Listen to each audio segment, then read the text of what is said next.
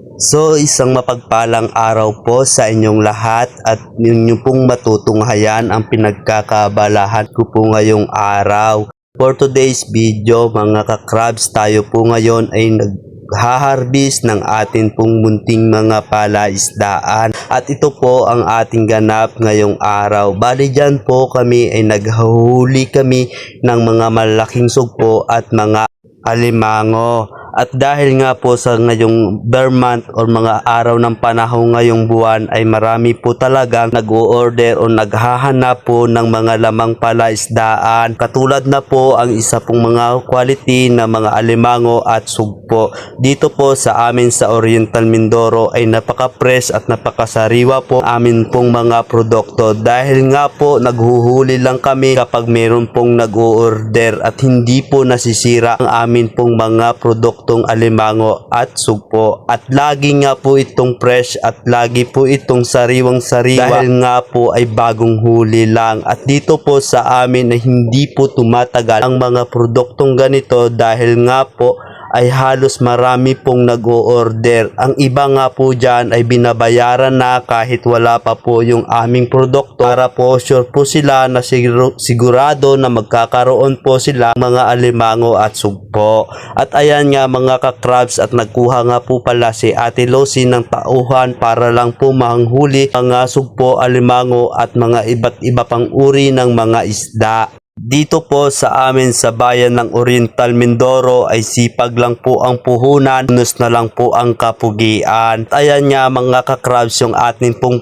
photographer or taga-video natin ay nakaapak din po ng isang malaking sugpo. Diyan din po sa part na yan si Ate Lucy po ay nakahuli din ng malalaking sugpo. Bali po mamaya mga kakrabs ay ipapakita ko po sa inyo lahat po ng kabuuan po ng aming huli. Dahil nga po sa bawat isa sa amin ay meron po kami kanya-kanyang mga sako o paglalagyan ng amin pong mga huli para hindi na po kami abala yung tagapit ng sako dahil po ay meron na po kaming sarili naming lalagyan. At pagkatapos po noon ng kapa ay amin po sama-samahin. At dyan nga mga kakrabs ay nakagat nga po pala ako ng alimango. Nahuli ko rin po yung kumagat sa akin at meron po itong bukaka at kaya yan po ay inalpasan na lang natin. At si Batang Fish Pond naman ay meron din pong kagat-kagat ng sugpo dahil nga po ay iniipon niya muna tsaka niya po paglalagyan. At si Ate Lucy tuwang-tuwa nga at grabe kanyang nahuling sugpo ay napakalaki at pangalawang bisis niya na po pala nahukahuli siya ng ganyang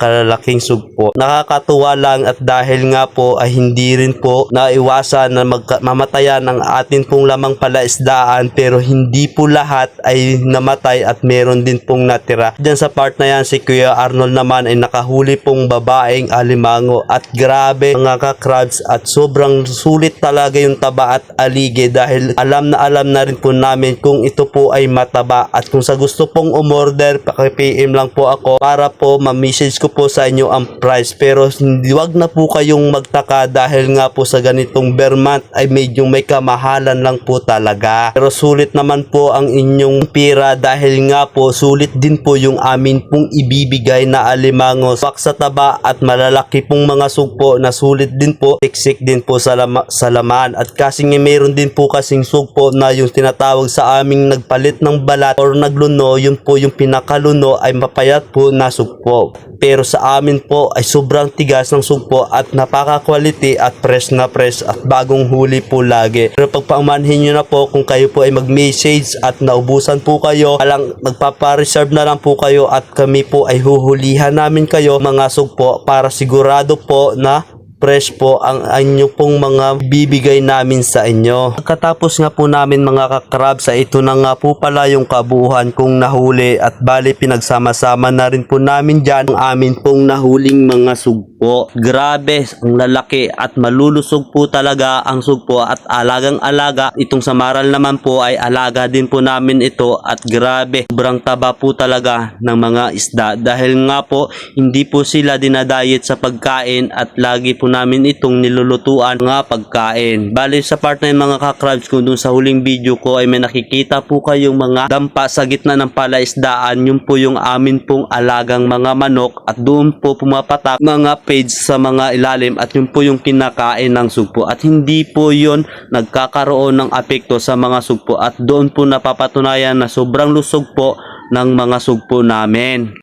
Bali hinihiwalay na nga po namin dyan yung mga sugpo at mga alimango at isda at pinagsama-sama na po namin para hindi po masira po ang sugpo. Dahil nga po marami pong sis na kaming nangyari na ito na pinuputol ng alimango ang mga sugpo kapag pinagsama po namin sa isang lalagyan. Bali dyan mga kakrabs ay nilalagay na nga po namin sa kanya-kanyang lalagyan sako ang mga sugpo para mamaya po pagdating sa bahay na lang namin at lilinisin para po mailagay po yelo. Dyan po naghihintay na rin po yung buyer ng umorder nito kaya po nagmamadali na rin po kami. Medyo mahaba na rin po yung ating video at maraming salamat po sa lahat ng sumusuporta. Sa hindi pa po nakapag-subscribe or nakapollow sa akin ay paki-follow naman po ako para updated po kayo sa aking video at maraming salamat po at ako nga po pala si JM Vlog ng Oriental Mindoro at see you next vlog at maraming salamat po.